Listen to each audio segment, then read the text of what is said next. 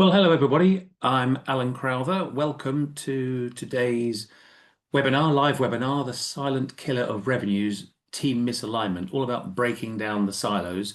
A great audience we have today, a cross-section of people from across a variety of geographies and industries. I see people across from Asia Pac region, a lot of attendees from the USA, a team out of Copenhagen, Scandinavia, and a number of attendees from the UK. So welcome everybody. And regardless of the audience being at this cross section, as well as new and existing CROs, which is really what we're aiming this session at, or anybody that's in charge of revenue growth. Regardless of where you are, whatever industry, there's a common denominator, and that is that everybody I bump into in this space is eager to accelerate revenue growth and, of course, increase their personal performance as a CRO.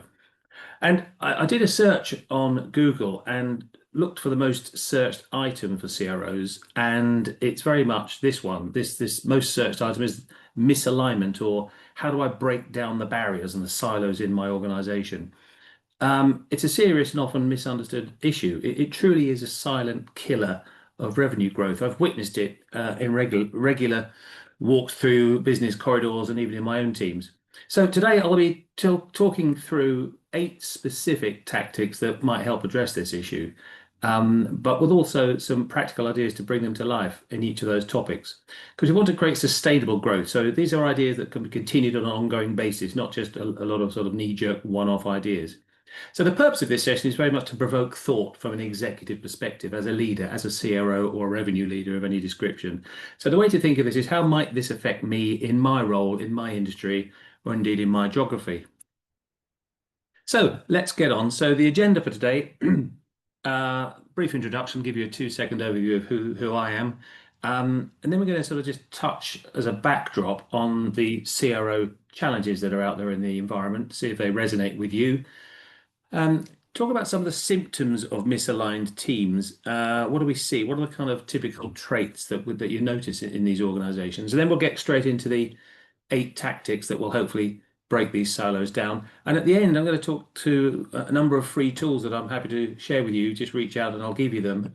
Tools, techniques, templates that will help address these and many other challenges that you might have. So I'll talk about those at the end as we get there.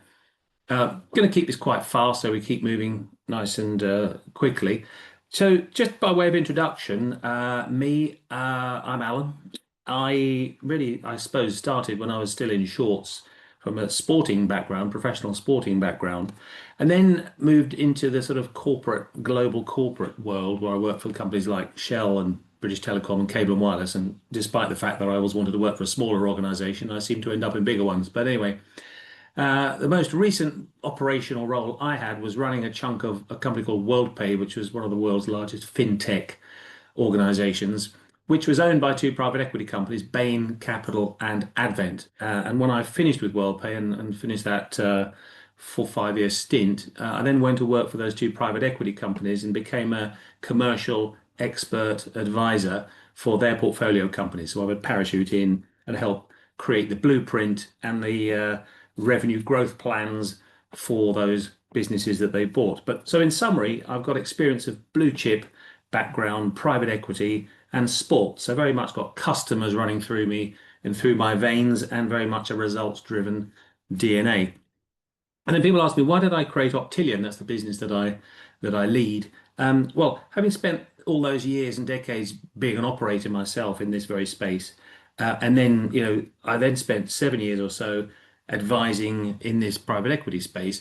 I bumped into numerous CROs over the last 10 years who share with me this sort of challenge that they're facing continually, which is it's a very new role still. I don't know how many years, we might say 15 years maximum in the USA, certainly less in Europe, where CROs in the roles, the support they have is very sparse, and whether that's informally or formally. And it's also, of course, a very exposed role with very high expectations. Growth is difficult, isn't it? So there's some theory on individual elements of the CRO role, so maybe sales methodologies or marketing techniques. But there really is nothing out there that I've come across particularly that's like an umbrella exec level of content or support for CROs. And I'm continually asked for practical easy to understand, easy to execute, simple methods and processes to accelerate growth and to improve the lives of CROs. So, given that I'm formally qualified in the disciplines of the CRO, I've accumulated tons of knowledge and experience and used a lot of blue chip content. What I did was I crystallized and I guess democratized that information for effective and simple execution. So that's what I've got. No jargon, practical, easy to use content that I deliver in the form of one-to-one coaching and mentoring, and as also as in my advisory capacity for private equity portfolio companies. Anyway, if you want to know more, please reach out to me. But what am I hearing as I travel through these corridors? Well, these are the sort of quotes I come across. It's all very well talking about long-term blueprints, but I've got 90 days to survive. I feel out of control. There's a load of information, but everything's a bit opaque. We have lots of platforms, tools, methods just too complicated but aren't being leveraged. And being asked to do more with less. We talk about putting the customer at the center, but actually we spend all our time talking about internal stuff. And then this one around our business operates in silos as and is poor at collaborating. These are the kind of things that I'm hearing. I mean, the punchline here for me is that CROs are facing complexity, noise, which of course is a huge distraction, conflict, and stress, and that leads to lack of control. They're the kind of big kind of headlines that I'm really taking away from that. And therefore, the challenge is how do we accelerate revenue growth, despite this, and how do we survive personally while we're doing so? And if we just take that quote around our business operates in silos, then that's really what the session today is all around. And why does this problem matter? Well, for me, it's a simple one. Fragmented organizations kill revenue growth. Stone dead. Why? I think that one word really encapsulates for me confusion. And confusion leads to an ambiguity of direction and priorities. That can lead to slow execution. I've seen a lot of self-doubt in management teams, in the business, in the heads of these silos. That leads to a lack of accountability. And of course, for CROs, that confusion really leads to a complete lack of control. And siloed organizations are not customer centric. You get uncoordinated approaches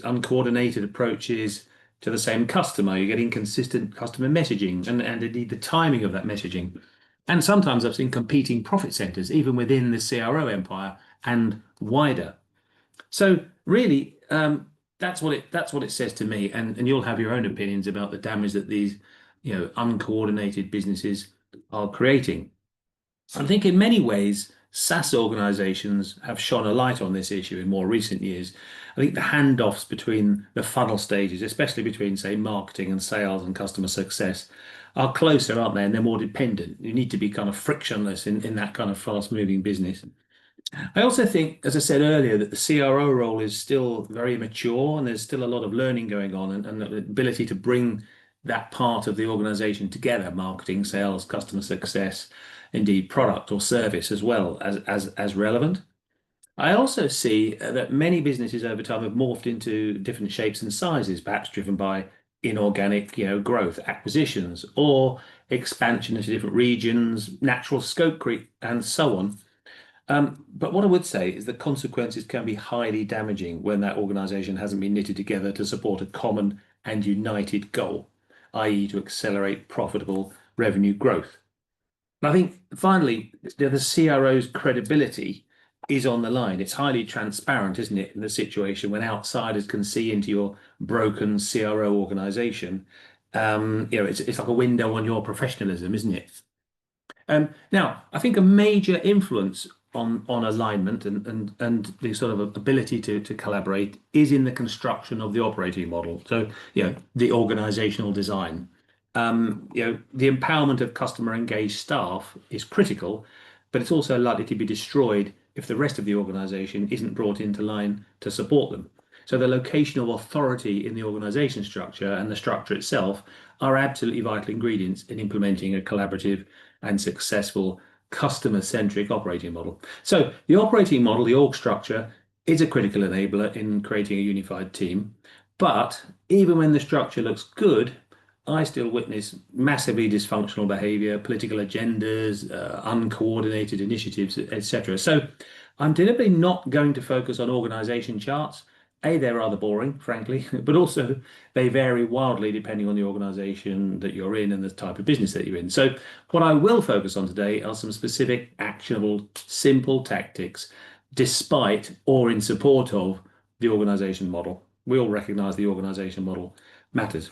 So, I've collated these from my own personal experience, A, as a practitioner, and B, in my advisory perspective, where I've deployed all of these things at some time in a portfolio company and with my CROs that I coach and mentor on a weekly basis. I've also selected some ideas that work across a variety of businesses, whether you're in a SaaS business or a more traditional services products business, whether you're a large or small company, frankly, in any geography. So I'm not suggesting, by the way, that you don't know any about these things, but the purpose is, as I said earlier, to provoke some thought as an executive. I'd ask you to consider, any, some, or all of these topics be applied in my world? So let's crack on then. Number one, in no particular order, really simply put, you've got to set a vision, right? It's absolutely critical. A vision that applies to everybody, okay? You can't expect people to really rally together if there's not some kind of shared goal. And there should only ever be one North Star, right? People across the organization, regardless of any internal boundaries, need to understand what is being asked of them and feel that it makes sense. Yeah, believing in the why inspires them to behave in support of the agenda. So the story needs to be based on a vision that the company can rally around, obviously, which is inspirational, preferably, simple, clear, and obviously supported by the plan. I like to think it needs to demonstrate believable impacts on the customer experience. So therefore links to your own internal success, your own measurable economic outcome, in other words. So, in other words, if we behave in this way, we create value for our customers and value for us, and it's worth doing. No ambiguity, nice and clear. So the vision should be customer centric because that externalizes people's minds, avoids the internal noise in the boundaries. And of course, nothing is more important than enriching the lives of customers, helping them to succeed. I mean, just as an example, since I was looking at a HubSpot's business for other reasons, I just made a note of their vision statement, which is to help millions of organizations grow better by putting the customer experience at the heart of everything we do. Nice. And if we drop down a level perhaps to the CRO vision, which may or may not be the same one, but if we just dropped it down a level by way of an example, it could be something like to unify sales, marketing, customer success around the customer to turn every interaction into revenue generating impact. So that speaks to customer centricity, doesn't it? And it speaks to a cross-functional alignment. So also, I think with the vision and the message behind the vision, it's important to say what you're not going to do as well, right? So that gives permission to stop doing those random half-baked initiatives that every company has in their pockets of the organization, cottage industry favorite things that legacy silos love to have doing, right? It removes the excuses, okay? Because you've told everybody what we should be doing, and we've told everybody that what they shouldn't be doing, and there's a no excuses environment, okay? I told you what the priorities were and what we shouldn't be doing. So therefore, we should all be rallying together, shouldn't we? So I think for me, setting that vision is the first thing that really any great CRO should make sure they have in place. Secondly, share and align goals. Okay, top line goals and objectives must, in my opinion, be common across all of your teams because growing revenues, minimizing churn, and increasing customer satisfaction are table stakes, right, in every organization, and particularly the CRO's empire. So everyone affects these across those silos, don't they? And everybody contributes to the success of them, whether you're in service, sales, marketing, operations, and frankly, beyond.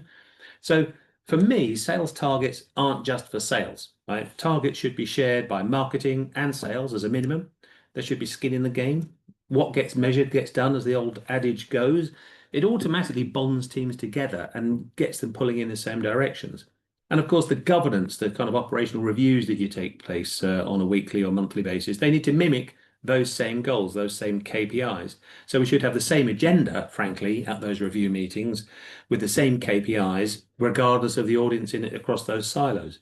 And indeed, RevOps, sales support, even product, they should also mimic those goals and at least have them as part of their objectives, even if it's not on a commission basis.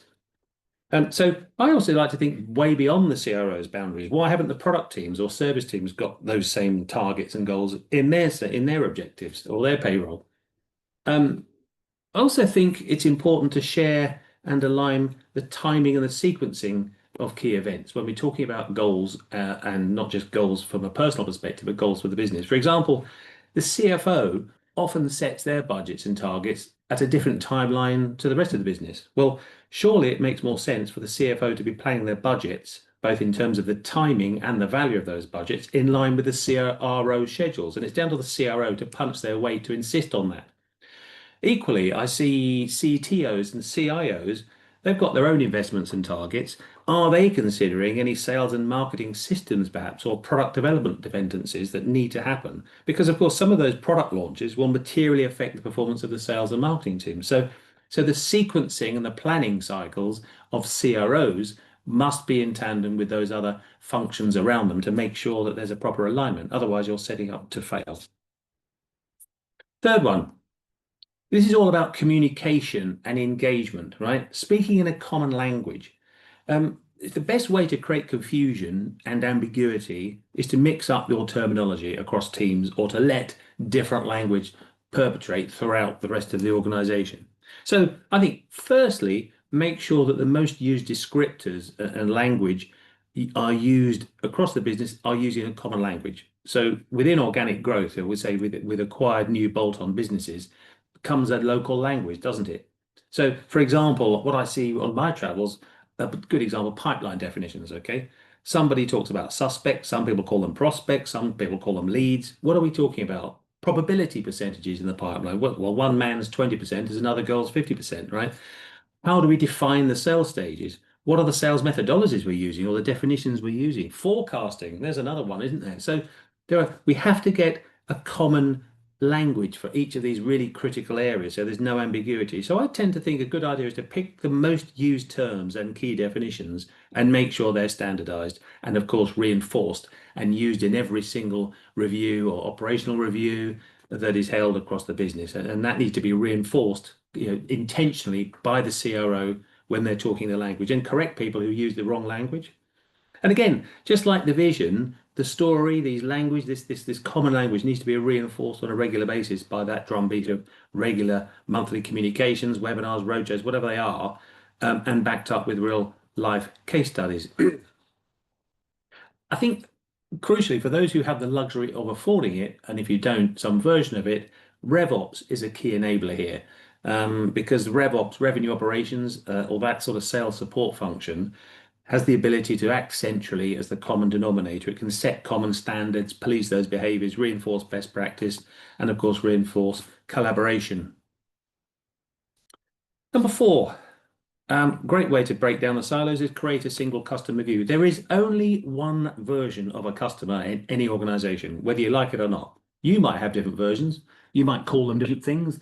Silos might have different databases, but there's only one customer, right? There's only one version. It doesn't matter how many silos, how many departments.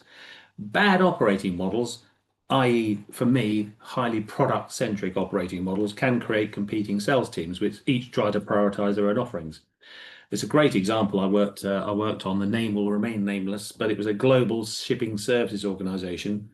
It had safety solutions, crewing staff, services, resourcing, catering services, technical service, a whole range of services and products that they could offer to their customers. But the organization was set up with each P&L for each product.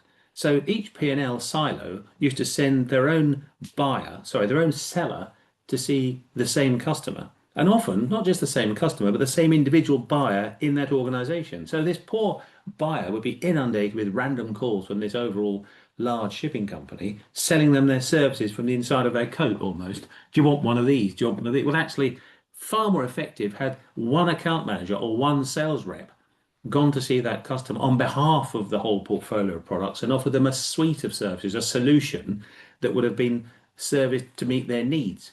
But again, a great example of getting the organization wrong. But even if you've got the organization wrong, no overlying, a virtual coordination to give the customer what they want. They don't care less about your company. They want to know what services have you got that can help me. Secondly, I think every company should only ever have one customer database. So ignoring the financial data here. So that one customer database should become the single repository that all departments leverage, whether you're in sales, marketing, customer success, service, etc. All divisions should be able to see everything that is happening regarding that customer.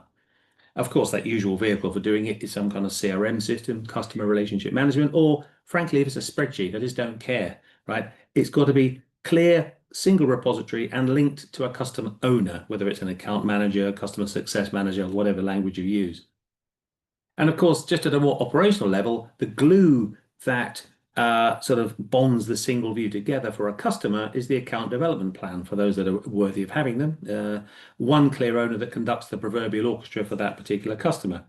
And then finally, here in this sort of creating a single view, there should be one set of segmentation principles across the business that might vary a little bit between service and sales, but they're coordinated. For example, you have an attack plan from a customer perspective, from a sales perspective that segments by, growth or opportunity, and the service might align to that with maybe their platinum, gold, silver type of service offering. But again, there's a cementing of a common approach to the customer using consistent segmentation principles.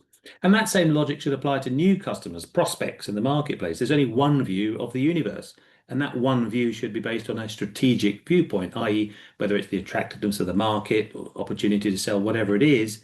That may ultimately result in an approach to that market using one product, but the overall attack to the market should be based upon the entire suite of your products, or all of your silos together, not just one particular product from one particular division.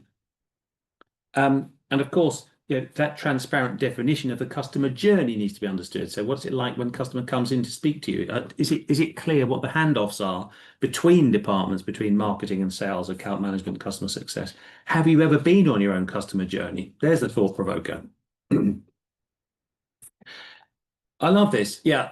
Injecting cross-silo collaboration. Okay. So good idea is to create agile teams to develop plans in the first place. For example, cross-sector boards. A good example I used to implement regularly was for the proposition roadmap. Okay, so developing propositions isn't just about a product, but you can involve product, technology, IT, sales, marketing in one team.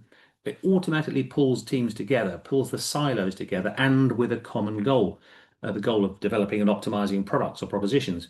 It also encourages that non-partisan behavior, i.e., what you have there is you're leveraging, for example, the actual pipeline insight from sales and from the customer through marketing and feeding that back into the product manager, because that makes sense. The product manager loves it because they're only building products that the sales and marketing guys and girls are telling them they need, because that's what customers are saying. So it's all neatly woven together. It takes the heat off the product manager in many ways. He's got an excuse. It's a customer-led conversation. But a great way to get there is to create these cross-siloed teams. Also, just creating some agile teams, if you like, to attack a particular problem. It's quite typical in a SaaS business to accelerate feedback loops this way. What's working, what's not working for lead generation activity, content generation, etc. Things happen at the speed of light in some of these businesses. Another great idea I like the look is to build a war room, or a win room as it's sometimes known. Why? Well, it's a great example of visible collaboration. Also creates a sense of urgency and loads of other benefits. It feels different. This must be serious if there's a war room in place, okay? It's the place we build our dashboards, customer brands, leaderboards. It's a great meeting environment. It can be virtual, it could be physical. It's basically the cockpit where everybody meets, brainstorms, reviews progress. You also create great quick feedback in a circular fashion. For example, marketing and sales discuss what's working, what isn't working, accelerates decision making as everybody's in the room and can see the direct impact of the results. Integrating technology and tools. Yeah, I think frankly, leveraging technology platforms and tools that facilitate collaboration specifically, such as perhaps project management software, communication tools, shared databases, etc. They can streamline workflows and communication across departments. You don't need me to tell you what I mean by this, but I think investing in any technology solutions that break down silos and promote collaboration is essential for any modern organization. Some examples, Slack, I've used a lot. Chatter, for those who use Salesforce, encourages real-time feedback on market dynamics or any other gossip, frankly, that's going on. See that in Salesforce, used a lot by marketing, sales, frontline teams. I think project management templates and program management templates are great, i.e., led normally by the program director or the project manager, sharing plans on initiatives. And of course, CRM, great typical platform that most people do their sharing on sales, marketing, but also service. Again, preferable that these are centrally based tools, based often in the cloud, aren't they, or somewhere central. But what you don't want to have is a lot of independent, legacy spreadsheets sat on people's individual PCs, right? You need to create tools that allow access for everybody in the organization. Again, otherwise you create an excuse why people do create their own little cottage industries around the business with their own little databases, their own little silos of information that no one else can access. Open up your organization as best you can. And I think when implementing these types of tools, it's always best to create a pull rather than impose them. Get ambassadors who really do this stuff naturally, because they do it in our private lives, don't we? In our sort of consumer world, we do this stuff and share things all the time. So let's take that behavior and take it into the workplace. Get ambassadors who promote these naturally, with enthusiasm, and those who are likely to evangelize the benefits and get and start to lead by example. I do think that the best way to create a sense of camaraderie across the team is create some fun, right? Create a sense of urgency, boost activity, launch a campaign. Okay. It also helps embed that common language I was talking about earlier on. What is it? You don't need me to tell you what a campaign is, obviously, but for me, just in case you didn't realize, yeah, it's like a time-bound piece of selling activity that, frankly, for me, includes everybody. Okay, designed to generate incremental or faster revenues, but it needs to be fun. So let's celebrate throughout it and at the end of it, and let's use the cross-silo teams to create them to generate the detail of the campaign rather than again impose it upon people. Excuse me. My favorite campaign of all for breaking down the silos is a back to the customer's floor, where everybody chooses a customer and gets permission from a customer to go and understand what it's like to live in their world, to work in their environment, whether that's packing bags at the supermarket or working at the local airport, bringing planes in off the runway, joking, but a variety of roles that gets you to understand the customer's world. It's not a sales campaign. Of course, it is really because you're unearthing opportunities while you're there, but it's understanding their business challenges. And customers tend to love it because you're investing your effort in understanding them better and their business. And as part of that, get the execs on the street. So not just you as a CRO, but get the CFO, get the head of legal, get the CMO, whoever you've got out there, get the chief exec, get everybody involved because they're leading by example. If we can prioritize customer activity as an exec over the internal boundaries, then so can everyone else, right? It's a great leading by example. Also, why waste your best resources and skills and leave some of your best talent in the office? These execs have got a lot of stuff to talk about. Obviously, they need controlling sometimes, and getting the right personalities involved. But I think the benefits of that whole combination of the campaign and getting the execs involved, it demonstrates a sense of urgency. It demonstrates a sense of collaboration. Well, if the execs are coming out, then it must be important. It's great commitment and demonstrates a great credibility, I think, with customers.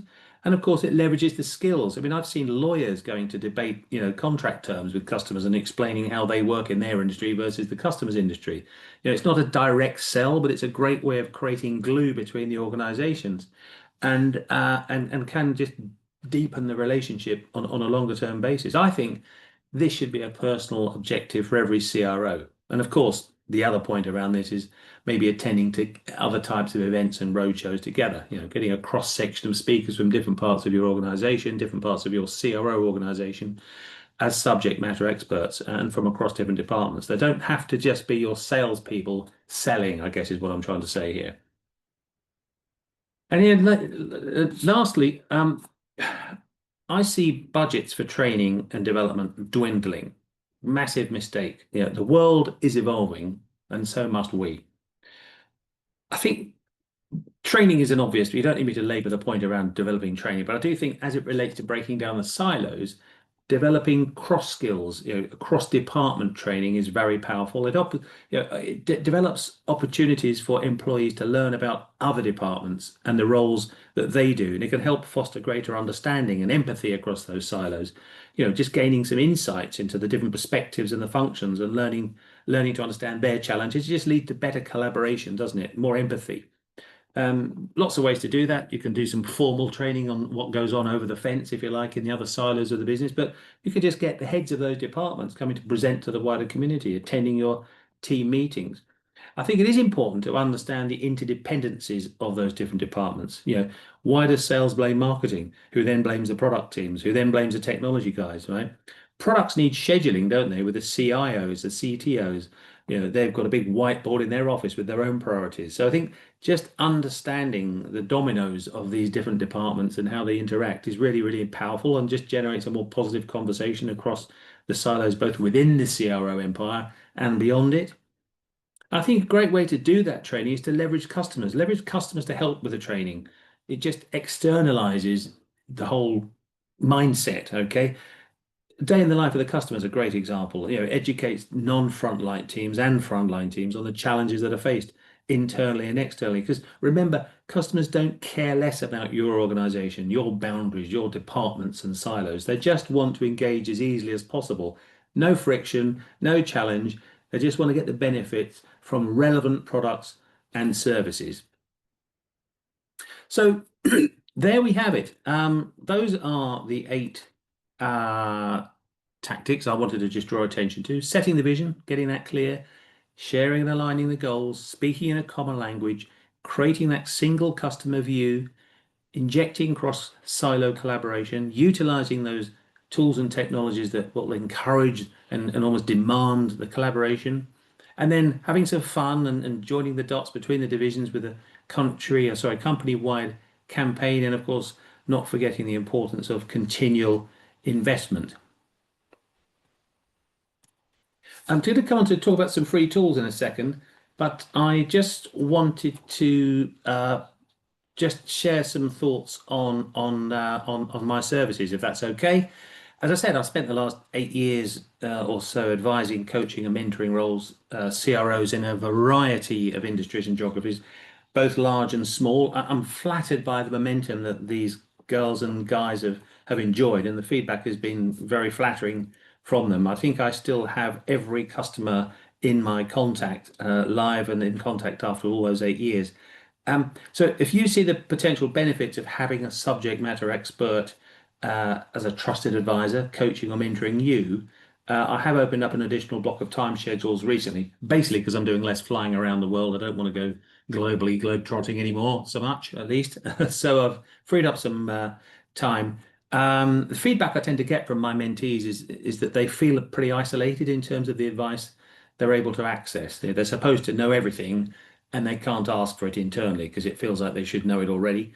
The gain is they tend to obviously increase or update their knowledge as a CRO, but what they're leveraging is some experience and some trusted advice from someone who's got the scars on their back and made loads of mistakes, by the way, and got some things right at the same time, but to do that in a safe environment. So what I'll give them is tools and techniques that are easy to use, quick to deploy, help to execute, and embed. Sometimes I offer that as a very strategic, structured approach, like for example, with a blueprint, full execution of that, some proper trusted methodologies. And sometimes my mentees just want to share the next board meeting deck and tips on how to improve it. Okay, so there's a combination of structure, but also complete flexibility. Anyway, if you want to just discuss it, it's something that might be interesting. I'm offering a free chemistry call, as I like to call them. If you'd like to explore more about that, just reach out to me or visit the website, ping me an email on these details here if you just want to explore the idea of it, and we can just talk about it through. And as I said earlier, as part of my advisory work with the private equity guys and girls, and of course, a lot of work I've been doing mentoring CROs, I've developed a whole series of tools and templates with one objective in mind, and that's to help the practical execution of the theory. Okay, these have been built by me as an operator, not as a consultant. So, it's all very much how do I pragmatically get this without any jargon to help accelerate revenue growth quickly. Many of these tools are one pages, right? No jargon. As I said, I've used them myself in anger. I've ditched the ones that don't help. And I have to say, this set of suite of tools I have is incredibly helpful. And the tools apply to all stages of the CRO and the customer journey, around optimizing the organization, how to stop doing things, how to build a return on investment for the organization, etc. As a CRO. There's a whole suite around growing and retaining customers, how to segment, etc., how to set up the right account development plans, etc. Winning new customers, a whole suite in there about defining the market, new business ready reckoners, how to quantify revenues, etc., etc. And there's a whole set of suite of stuff around managing, leading, and controlling as an executive. So there's leadership models, governance templates, etc. Some of these tools are, most of them actually, incredibly relevant to what we've been talking about today. For example, there's a great campaign planner in there, slide deck template, tips on how to set up that campaign. There's a win room, war room planner as well. Anyway, I don't want to go through the big list here, but if you're interested in any of those tools, I'll happily send you one of them for free, or two of them if you're really desperate. Contact me for a free one. And again, just as a reminder, if you go to optilium.co.uk, you'll see a bit more detail on sort of the general set of tools that you can help yourself to over there. So I hope that session provoked some thoughts for you and some quick wins as well for your business on breaking down the silos as a CRO. Feel free to reach out to me on the contact details here. Do follow me on LinkedIn. I do write up every 2 weeks. I write a newsletter. Thank you for all those hundreds of people who follow me already and sign up for that. And of course, I do hold a webinar like this live most months, every month, at least once a month. And of course, you can catch up with some of the recordings as well. So thanks again for coming. And I hope we can meet again soon.